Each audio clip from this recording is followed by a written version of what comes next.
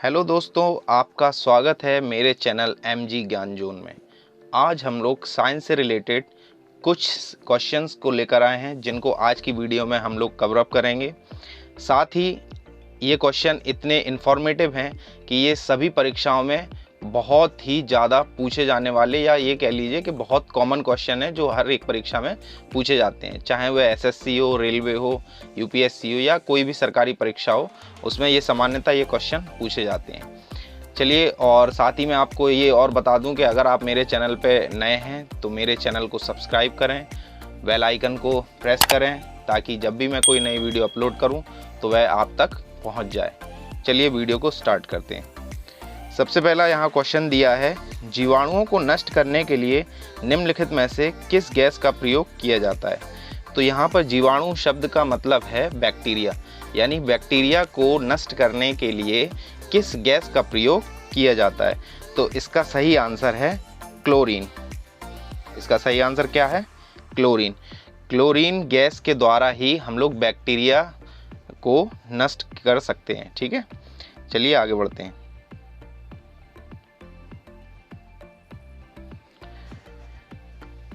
कहाँ काम करने वाले व्यक्तियों को ब्लैक लंग रोग हो जाता है? अभी आप करंट में बहुत न्यूज़ चैनल्स में सुन रहे होंगे ब्लैक फंगस। उसी से मिलता जुलता ये आपको क्वेश्चन लग रहा होगा, लेकिन ये एक अलग चीज़ है। यहाँ पर बताया गया है ब्लैक लंग, यानी जो फेफड़े काले हो जाना, यानी ब्लैक पड़ जाना। तो ये पूछ रहे हैं क्वेश्चन में कि कहाँ ऐसे किस जगह काम करने वाले लोगों के लंग्स ब्लैक हो जाते हैं। तो इसका सही आंसर है कोयले की खान। इसका सही आंसर क्या है? कोयले की खान। कोयले की खान में काम करने वाले लोगों के लंग्स कैसे हो जाते हैं? ब्लैक हो जाते हैं, क्योंकि जाहिर सी बात है कोयले की खान में काम कर रहे हैं, ब्लैक कलर की धूल उड़ेगी और सांस के साथ वह अंदर जाएगी तो लंग्स ऑब्वियसली काले हो जाते हैं। तो इसलिए जो लोग कोयले की खान में काम करते हैं उनके लंग्स ब्लैक हो जाते हैं। ठीक है, चलिए आगे बढ़ते हैं।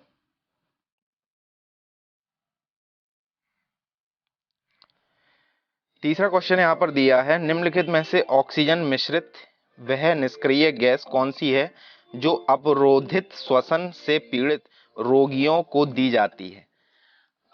बड़ा ही टिपिकल हिंदी में क्वेश्चन पूछा गया है, आप लोगों को समझ में नहीं आएगा। चलो मैं इसको एक आसान भाषा में समझा देता हूँ आपको। यहाँ पर क्वेश्चन यह किया जा रहा है कि ऑक्सीजन तो हम लोगों को, मतलब जो लोग जिन्हें सांस लेने में प्रॉब्लम होती है, जैसा कि आप लोग अभी कोरोना काल में आपने देखा होगा, लोगों को सांस लेने में प्रॉब्लम होती है तो उनको सबसे ज़्यादा किस चीज़ की रिक्वायरमेंट होती है? ऑक्सीजन की। ठीक है, तो ऑक्सीजन के साथ साथ ऐसी कौन सी गैस ऑक्सीजन में मिलाई जाती है जो जिन लोगों को सांस लेने में प्रॉब्लम होती है उनको वो दी जाए? ठीक है ना। तो कहने का मतलब ये है, ऑक्सीजन तो लोगों को दी जाती है, साथ में एक गैस और उसमें मिश्रित होती है। वह कौन सी गैस होती है? वह गैस होती है हीलियम। कौन सी गैस होती है? वह हीलियम। ठीक है ना। जो ऑक्सीजन गैस होती है, ऑक्सीजन गैस में हीलियम गैस भी मिलाई जाती है। ठीक है, जिनको सांस लेने में प्रॉब्लम होती है तो उनको यह ऑक्सीजन और हीलियम का मिश्रित करके ही उन लोगों को, उन मरीजों को दी जाती है। ठीक है, चलिए आगे बढ़ते हैं।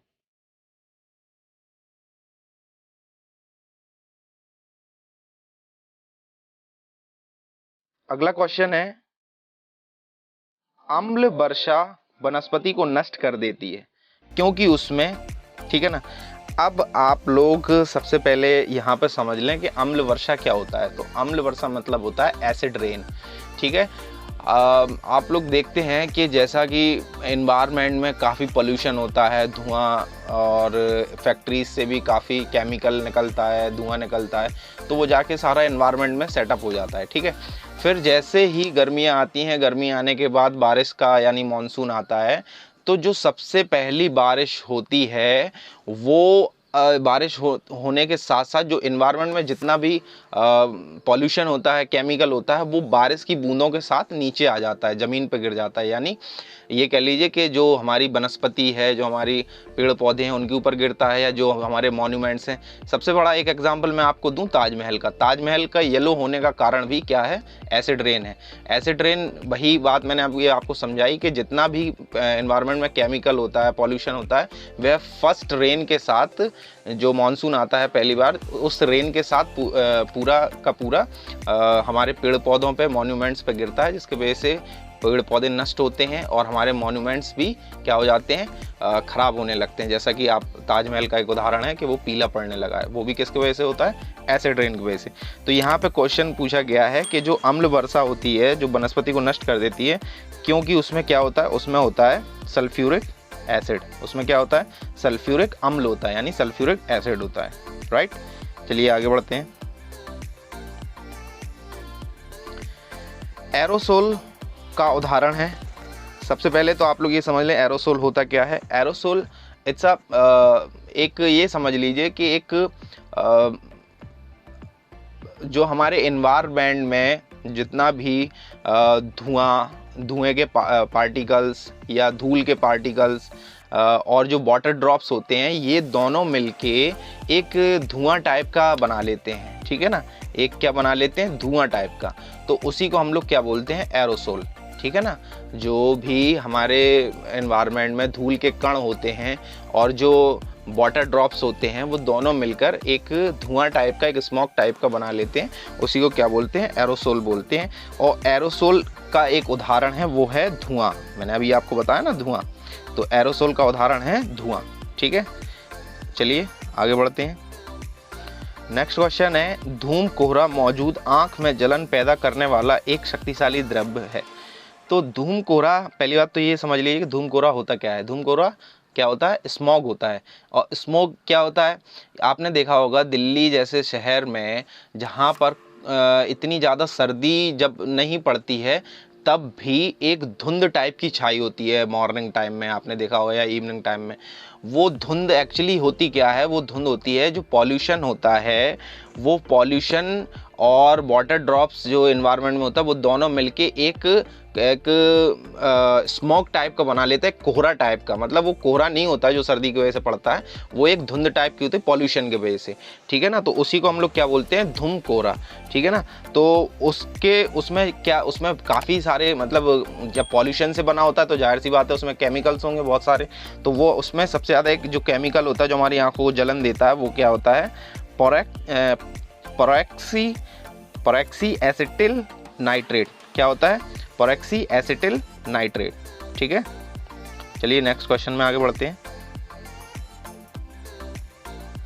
वायुमंडल में कौन सी गैस पराबैंगनी किरणों का अवशोषण कर लेती है। पराबैंगनी किरणें क्या होती हैं, ठीक है ना। पराबैंगनी किरणें होती हैं अल्ट्रा वायलेट रेज।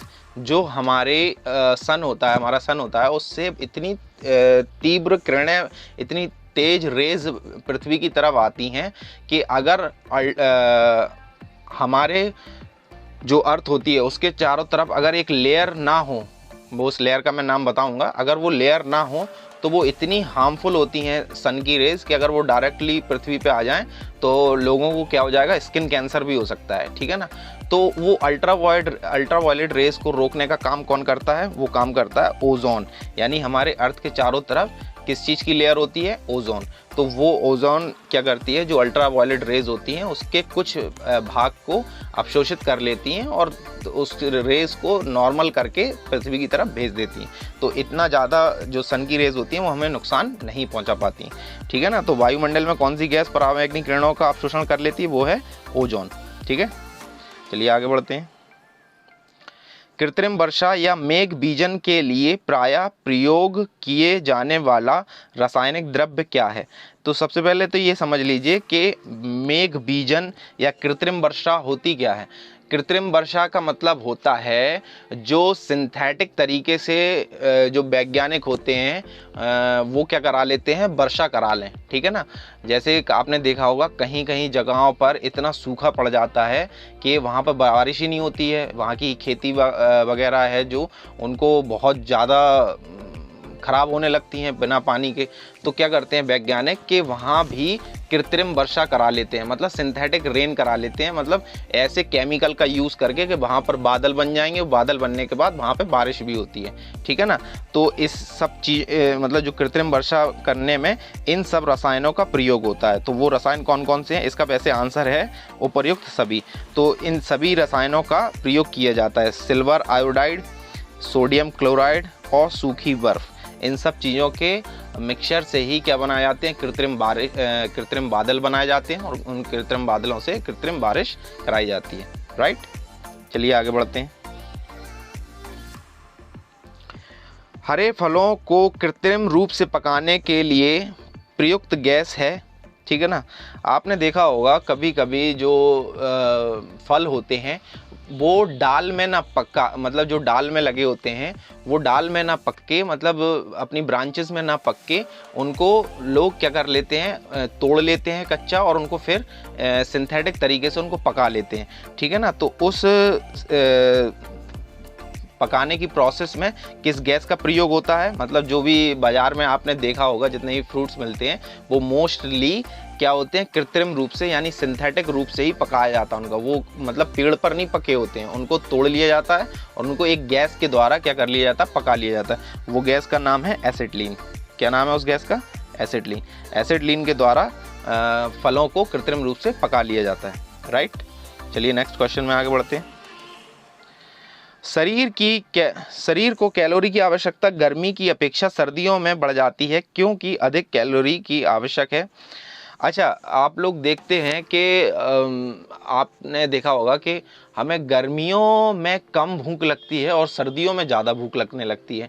ऐसा क्यों है? इसका कारण ये है कि हमारा शरीर को इस तरीके से गॉड ने डेवलप किया है कि वो हर एक इन्वायरमेंट को झेल सके, ठीक है ना। सर्दियों में क्या होता है, सर्दियों में सर्दी बहुत ज़्यादा पड़ने लगती है। सर्दी जब पड़ेगी तो हमारे शरीर में जो टेम्परेचर है उसको भी नॉर्मल रखना होगा। तो उस नॉर्मल रखने के लिए हमारी बॉडी को ज़्यादा कैलोरी की आवश्यकता होती है, और ज़्यादा कैलोरी की आवश्यकता जब होगी जब हमारा जो बॉडी का टेम्परेचर है उसको नॉर्मल रखना पड़ेगा।